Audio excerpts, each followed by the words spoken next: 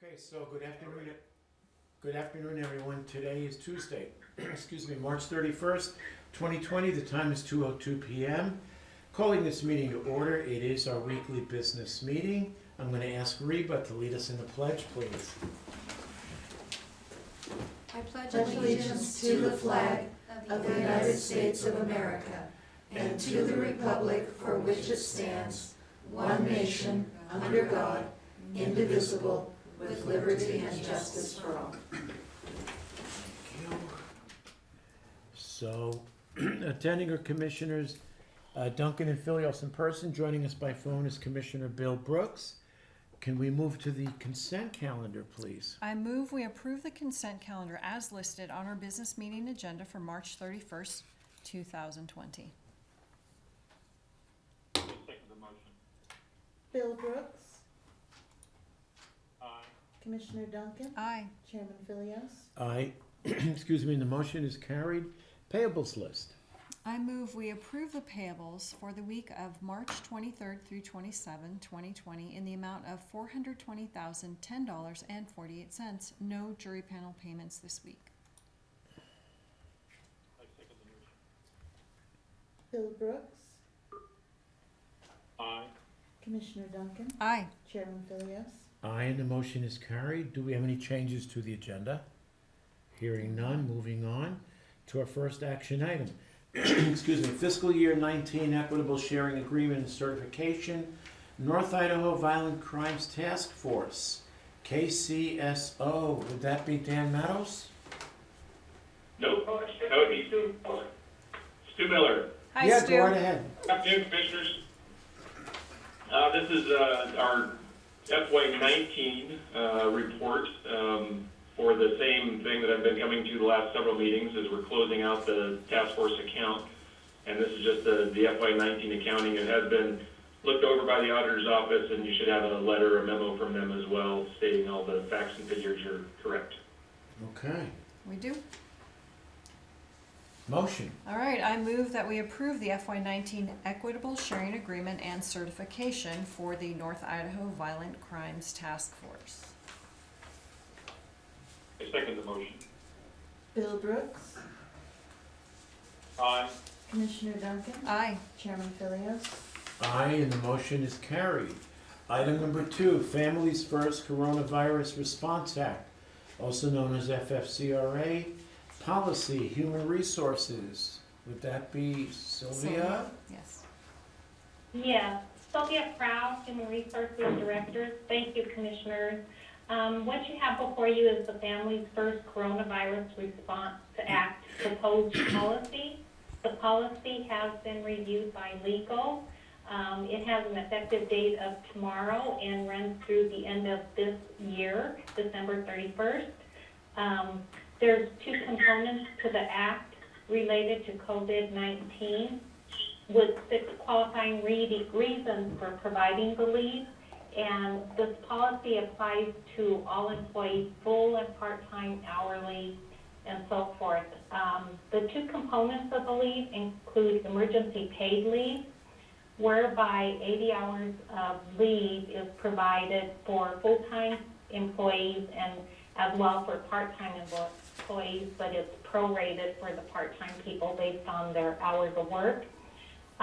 And there's also the component of expanded family medical leave, which I've been referencing like FMLA plus, and that is for daycare and school closures, which allows an additional 10 weeks of leave. And the 6 reasons range anywhere from the individual being in quarantine or isolation, a health provider's order to self-quarantine. There's also the state, federal, and local quarantine policy, COVID-19 symptoms, and the individual is seeking a diagnosis, or they're caring for an individual subject to the quarantine or self-quarantine, caring for his or her child due to school or place of care closures, or the 6th reason, which we're still trying to get additional clarification on, is experiencing substantially similar condition as specified by the U.S. Department of Health and Human Services. So the policy outlines how the pay is calculated, the duration of leave for the 6 different reasons, and how we'll protect their health information and the type of leave that can be used. For reasons 4, 5, and 6, the individual is eligible for 2/3 of paid leave, and then they can supplement the rest with their own personal leave accrual. So we did build that into the policy to keep the employees whole. We can also offer telework options so that they can continue to work in some of these circumstances where they are able and it works out with their supervisor. So then they would stay on just actual hours worked versus any special paid leave. So that is an overview of the policy that we have before you. If the board approves the policy, what HR will do is notify employees of the policy and their rights, and we'll post the information on Casey Place and bulletin boards. And Sylvia, Any questions? go ahead. Go ahead, Liz. Oh, I just was wondering, Sylvia, this does not supersede anything that we've already been doing. Is that correct? Right, that is correct. Okay. Yeah, you're just, You can always be more generous in your leave, in the policy, but we did follow the law related to it, and we added the component of allowing them to supplement to bring them to full pay if they're only receiving 2/3 pay for reasons 4, 5, and 6. Right. Okay, thank you. which is what we discussed last week when you initially presented it to us, right, Sylvia? Correct. Okay, thank you. Motion? I move that we approve the Families First Coronavirus Response Act policy with Human Resources. I second the motion. Bill Brooks, Aye. Commissioner Duncan, Aye. Chairman Fillios. Aye, and the motion is carried. Item number 3, construction change directive, storage building, Miller Stauffer Architects, Shawn Raleigh for our sheriff's organization. Shawn? Good afternoon, Commissioners. This is just a construction change directive. When the architect bid the project, he did not have a landscaper, under contract. So this is at no cost to the county. In fact, in talking with the architect, this is probably going to save about $6,000 on the project versus what they bid. So most likely, we still have some paving and a couple things left to do, but most likely this will pay for the $6,000 change order that was issued for the electrical for the vents. Okay, Great. sounds good. Yep. Motion? I move that we approve the construction change directive for the 911 storage building with Miller Stauffer Architects.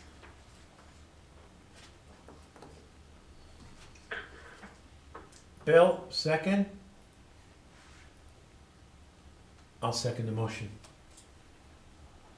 Bill Brooks,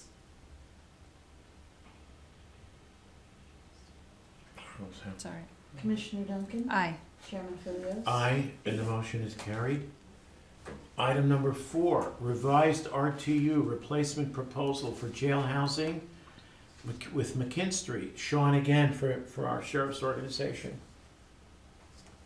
Okay, so over the past couple of years, we've kind of used some of the 5-year plan money to take care of some different items that just popped up. And so we've gotten ourselves a little bit behind on replacing the rooftop units at the jail. So this is just basically asking if we can spend $98,400 from the 5-year plan to get caught up with the RTUs on the jail.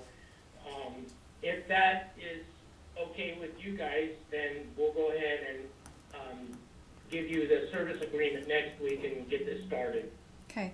So Shawn, this is, I know that there's a 5-year, pot of money, but this isn't actually, is it or is it not in the actual 2020 budget? 9 units were not in the 2020 budget, but Okay. they made us such a great deal. I'm gonna just go out on a limb and say, we're probably saving about $20,000 to $30,000 Right, on doing these 9 units all at once. okay, So, they were in the original plan, but we just had to keep putting them off, and since we rolled that money over, because we weren't sure how we were gonna fund the underground storage tank, project, now that we've got that cleared and that money came from the jail expansion, we have enough money in that fund to cover this and the other concrete projects and some of the other stuff that we needed. okay. So it is in the budget. Yeah, Dena, did you want to? It sounds like it is in the budget then, right, Shawn? I think it's in the 5-year plan. It's a- I don't think it's It's in in the. the 5-year plan budget that's sitting in 2020, correct? Correct, the money is Okay. there for it, we Yeah. just kind of rolled it over, and, you know, Dena can speak to how many times I've had to roll that money over, but we're fine. Okay, all right, I just wanted to make sure, so, Yeah. yeah, and you and Okay. I have had the discussion about how they're making us a good deal, by buying 9 units at once, so, I'm fine with this. Okay, motion. I move that we approve the, rooftop unit replacement proposal for the jail, units with McKinstry. I second the motion. Bill Brooks, Aye. Commissioner Duncan. Aye. Chairman Fillios. Aye, and the motion is carried. Item number 5, cancellation of the contract for the Marine Pole Building with Gino Construction. Shawn, again, for our sheriff's organization. Thank you, Chris. I've talked to legal, and per Article 14.4 in the contract that we have currently with General Construction, it provides that the county can terminate the contract at any time without cause for the convenience of the owner. We are currently paid with them, so whatever amount of money we've been charged for meetings and them going to the city is all paid up. So I'm just basically asking for a motion to terminate this contract and approve this. The original bid was $98,800, and we had a lean-to and then heat to the building, which brought it up to $130,000, which is $31,950 over what the bid was. So I think it's in everybody's best interest to just cancel the contract. Gino understands the situation, and then we'll look at it during the budget process and put it back out for bid. Understood? Yep. Motion? I move that we cancel the contract for the Marine Pole Building with Gino Construction as allowed for in Article 14.4. I second the motion. Bill Brooks, Aye. Commissioner Duncan. Aye. Chairman Fillios. Aye, and the motion's carried. Item number 6, advisory board appointment for Tim Combrick to the Airport Advisory Board. Yeah, his term will be April 1st, 2020 to December 31st, 2020, and this is to take the place of Ms. Patrick, who has resigned from her position on the board. Okay. Motion? I move that we appoint Mr. Combrick, Tim Combrick, to the Airport Advisory Board. I second the motion. Bill Brooks, Aye. Commissioner Duncan. Aye. Chairman Fillios. Aye, and the motion's carried. Item number 7, Hayden Area Regional Sewer Board, also known as HARBS. Joint Powers Agreement, BOCC. Leslie? Yeah, this is the 4th Amendment to the Joint Powers Agreement, and what we have discussed with the board recently is a change to 172.5 gallons per day allowance for the wastewater units. So this agreement changes it from 200 per day, which was the original projection, but the scientific evidence has shown over the last, 20 years, I think, Dave, that it's closer to 172.5. And so this is just formalizing that agreement, and City of Hayden's already signed it, and then the other entity will sign it once we've approved it. Okay. So they're good even with the growth, huh? Yeah, that, well, and they say though that because of technology, the low flow shower heads, low flow toilets, things like that Okay. are contributing, plus the ability to shore up the system where there's not a lot of rainwater coming in.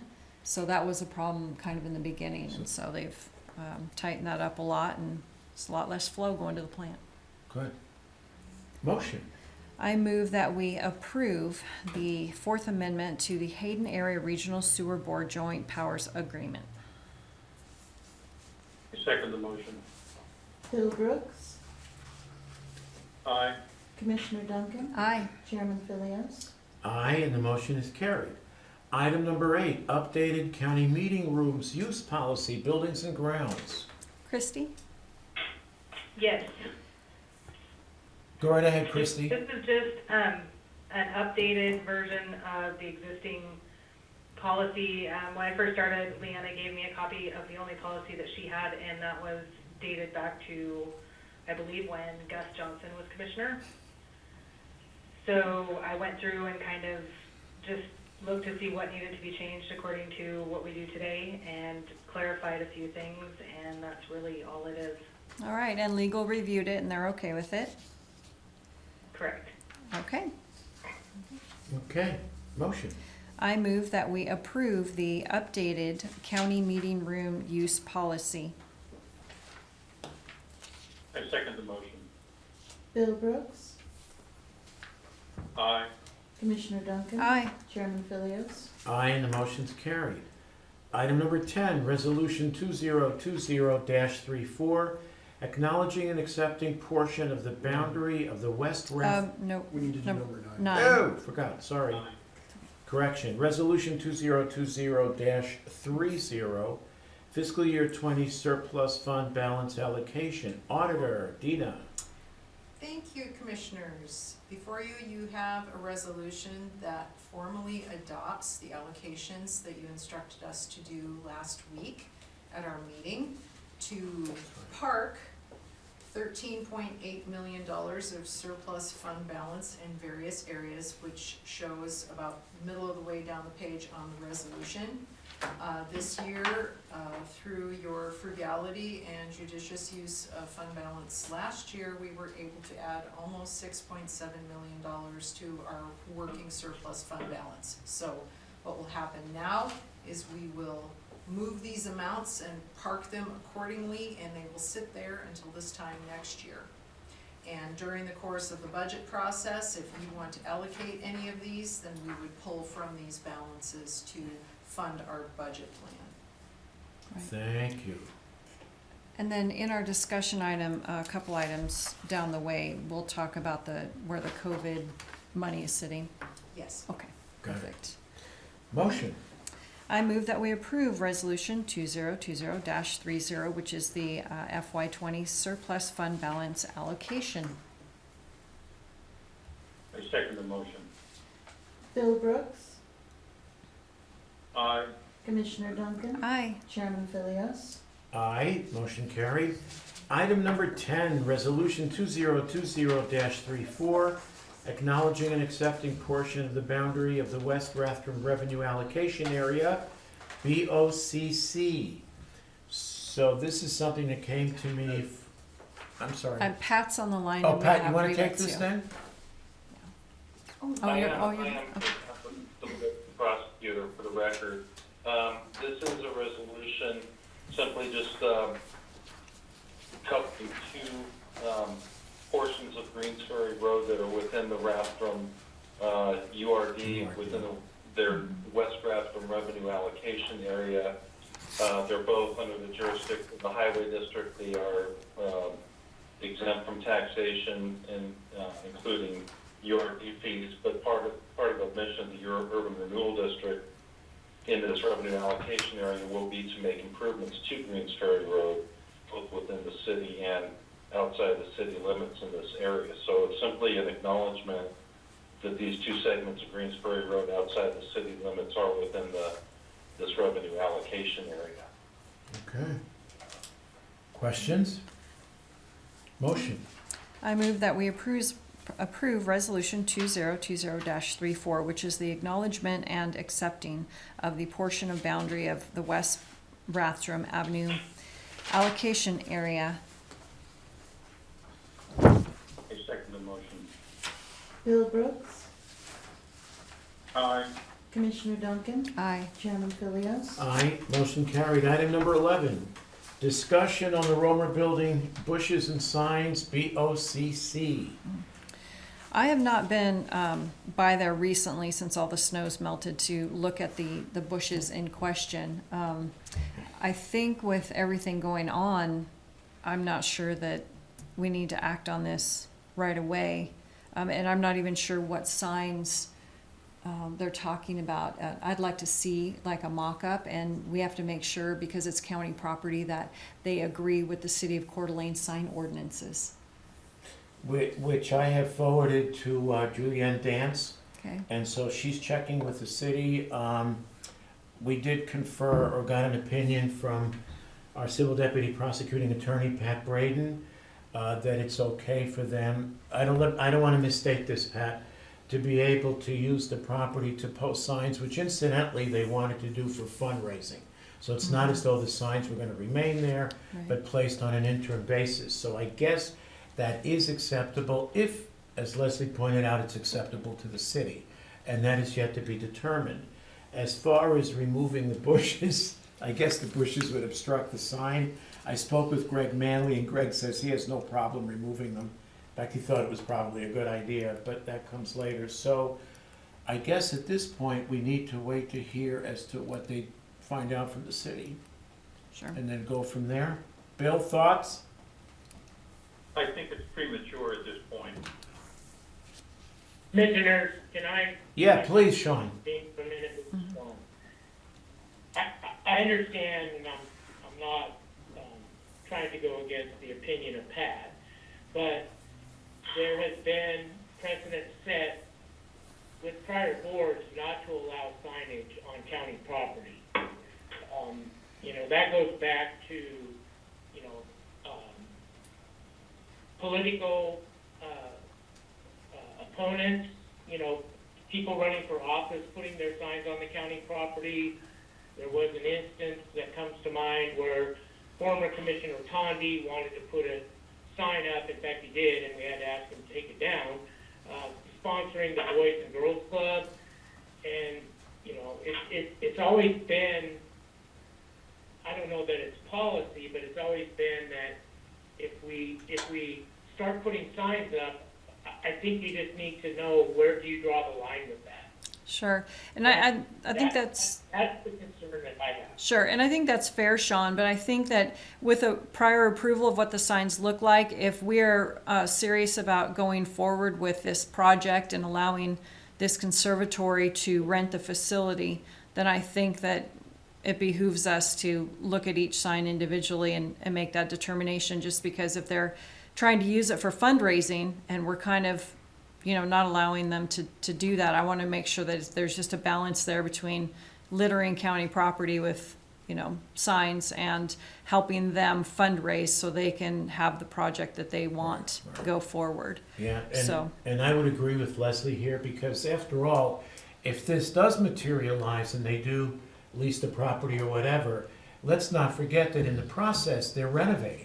So they're adding value, where at some point, if they choose not to purchase it, they've basically done us a favor, so it's a potential win-win. Yeah, so Shawn, I definitely hear you, and I am definitely for less over more. So I think as long as we just take this one at a time, I think we'll be all right. Okay, I'm fine with that, I just wanted to give you. no, I'm glad you did, thank you. Bill, did you want to wait? You okay? No, I'm really not. I don't think we should allow anybody, any group to come in and do any kind of fundraising on county property. If we open it to one group, we open it to all groups, so I would be opposed to this. Well, so far it's discussion. Okay, moving on. Moving on to item 12. Discussion of capital and other purchases related to COVID-19, BOCC. Yeah, Leslie? so I've had a couple department heads come forward and ask kind of what the procedure is because they didn't budget for all this extra items that they've used to clean and protect the employees. And so auditor's office is on top of this. They have different line items. I just would like Dena to explain a little bit, just so I have it clear in my mind about where exactly this money is being, Okay, so, where it is. so it's kind of a timing thing, and I do have something, do better when, I think better when I'm writing. So right now you have,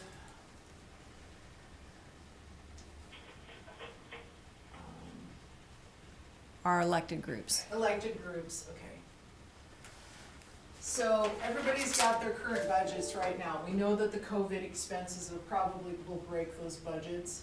Okay, So what we've done is we've created a spot in Fund 11, which is our general which is your fund general balance. fund construction. It's just a parking space right now. Okay, but it's construction. Construction, Okay. yes. So what we've done is we've created 4 accounts. So 3 are OpEx accounts, and 1 is a capital account. And what we're asking people to do is if they have expenses that they know are above and beyond their budget, that they let us know and we'll give them access to this area. And then there's a project code for each elected group. So it's just at the elected level. So when you Okay. go in and you code an expense, you'd say, okay, I'm going into Fund 11, I'm buying cleaning supplies, and I'm putting it under assessor. So then at the end of the year, we'll look and see how much we've collected, and we'll look at these budgets, and we'll see, okay, can we absorb this? But what we'll do is we'll continue to track this for reimbursement Right. purposes, but we'll see how much we can absorb. What we can't absorb, then the next step would be to go to contingency, how much contingency money we have, because that's already in the budget. And then as that last resort, then we would look at assigned fund balance to absorb that. So it's kind of an iterative process, but what we're trying to do is keep these budgets clean while still tracking by elected. Perfect, Okay. perfect, yeah. So they can contact the auditor's office, and we have a couple of folks that can give access on an as-needed basis. And ultimately, where does this go? FEMA? Yeah, it'll be thrown back to FEMA to ask for reimbursement. And then from the personnel side, we're tracking that admin time, and that will also be, we'll ask for reimbursement there, but right now, those are just staying within those personnel budgets. Got it. Yep. Yep. Okay. Okay, that's all I wanted to know. Okay. Thank you. Thank you for that. Anything else? Public comment? None? 2:29, meeting adjourned. Thank you. Thanks.